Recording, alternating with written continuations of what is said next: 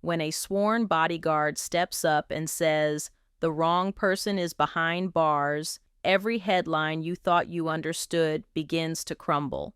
Yesterday, Bradley James, driver and protector to Kelsey Harris, looked straight into a bank of microphones and claimed it was Harris, not Tory Lanez, who squeezed the trigger on that sweltering Los Angeles night back in 2020. 24 hours later, Lanez lay in a prison infirmary, lungs pierced after a brutal 14-stab ambush. Coincidence or something darker? Tonight, we untangle every knot, re-examine every shadow, and ask the one question the industry is suddenly terrified to answer. What if the narrative we swallowed for 4 years was stitched together from rumor, fear, and silence? July 13th, 2020.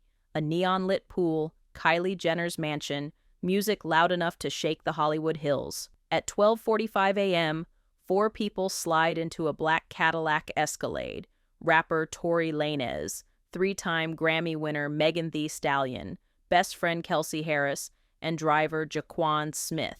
Inside the SUV, tempers rise over music rights, jealousy, and a rumored love triangle none of them will fully admit. 10 minutes later, neighbors on Nichols Canyon Road hear 5 razor-sharp cracks and a scream. Police arrive to shattered glass and Megan limping away, heel bleeding. By breakfast, Instagram is on fire and one claim rules them all. Tory shot me. In a single sunrise, the court of public opinion slams its gavel. Fast forward to May 2025. Bradley James, who chauffeured Kelsey every day of the trial, calls a press conference and dismantles the accepted script. His words, verbatim, Kelsey told her husband she fired 3 shots, Tory grabbed her arm, the gun slipped and discharged twice more. He never held, never aimed, never fired. James says he stayed silent because he assumed the lawyers had everything. Silence haunted him. "I couldn't sleep," he admits, knowing a man might be caged for something he didn't do. His affidavit echoes Sean Kelly's testimony so closely that journalists scramble to compare timestamps. One veteran crime reporter tweets, "If this holds, we're staring at the biggest wrongful conviction case in hip-hop history." But before the ink on those tweets even dries, prison sirens scream. 7:20 a.m., California Correctional Institution, Tehachapi. Tory is stabbed 14 times by cell block cook Santino Caggio, a lifer with 0 documented beef. One blade punctures Tory's lung. Paramedics say he had minutes to spare. The attack lands exactly 1 day after James' confession floods social networks. Some call it random gang politics. Others whisper payoff. Guards find no weapon on Cassio, just torn fabric and shaky hands. Prison officials issue a boilerplate statement. Tory's attorneys issue a volcanic one. "Our client was nearly killed after new evidence of innocence emerged. This cannot be ignored." Defense lawyers file a supplemental writ of coram nobis, citing newly discovered first-hand testimony that obliterates the prosecution's theory. California rarely grants these writs, but precedent exists. If new evidence is trustworthy, material, and couldn't have been found earlier with due diligence, a conviction can be yanked like bad wiring. Court watchers predict a fall hearing. Tory's new appellate team, stacked with civil rights heavyweights, promises to subpoena every missing DNA record and every internal memo about that immunity deal. Even skeptical legal analysts concede the affidavit is detailed, contemporaneous, and aligns with known facts. This is not smoke and mirrors. Since 2020, Megan Thee Stallion has stood as a symbol, survivor, advocate, feminist icon. She inked mega deals with Nike, Revlon, and a billion-stream seltzer brand. Hat "Protect Black Women" trended because of her story. If Tory walks, that symbol faces a crucible. Brand's Eye quarterly reports, wary of backlash. Executives at Roc Nation, her management, deny steering narratives, yet insiders leak that crisis PR memos are quietly circulating. Fans split. Some unfollow in fury, others brace to defend their hero. Megan herself stays silent beyond a cryptic tweet. "I still know what I lived." Publicists pray silence buys time.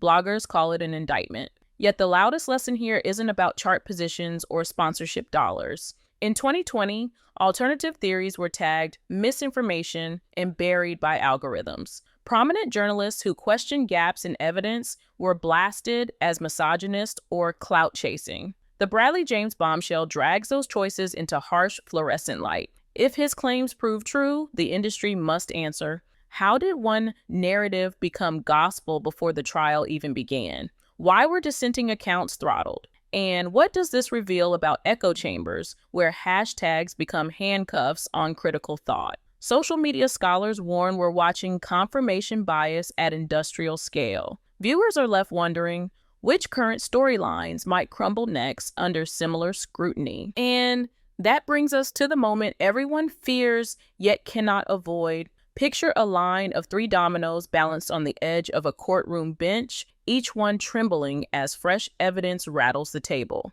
The first tips when a judge greenlights an evidentiary hearing. Bradley James takes the stand, sealed DNA logs finally see daylight, and every forensic gap that once hid in the footnotes now roars under cross-examination. If that piece falls cleanly, the second domino wobbles, the conviction itself. Suddenly, prosecutors must decide whether to rebuild a case now riddled with reasonable doubt and increasingly hostile witnesses. Imagine the cameras outside the courthouse. The day Tory walks through those doors, sentence erased, lawsuit for wrongful conviction already drafted in his lawyer's briefcase. But the chain reaction doesn't stop there. If the news story proves Kelsey Harris pulled the trigger and Megan knowingly pointed to the wrong man, a third domino slams down. Perjury fallout. Civil suits flare like sparks on dry parchment. Brand partnerships wilt. Rock Nation executives field frantic shareholder calls. And hip-hop historians start rewriting an entire decade of commentary. There is, of course, a stubborn alternate path. One where the appeal is denied, the dominoes refuse to budge, and Tory serves out his term, while the stabbing becomes just another grim chapter etched into prison lore. Yet, no matter which route history chooses, every future celebrity courtroom drama will carry the same hushed reminder. Remember what happened when the bodyguard finally spoke. And that, once again, drags us to the fault line between fact and legend, where one more tremor could change the story forever. Truth has a longer shelf life than rumor. It sits in the dark, patient, waiting for one unafraid voice to crack the seal. Bradley James pried that lid off. Tory's blood on a prison floor splattered urgency across every headline. And somewhere in Houston, Megan Thee Stallion must be weighing whether to double down or pivot. So here's the question only you can answer. When a confession collides head-on with a 4-year verdict, which side of history do you choose? Drop your take below, smash that like button if you believe in chasing facts over rumor, and subscribe. Because this saga is sprinting toward a plot twist none of us can afford to miss.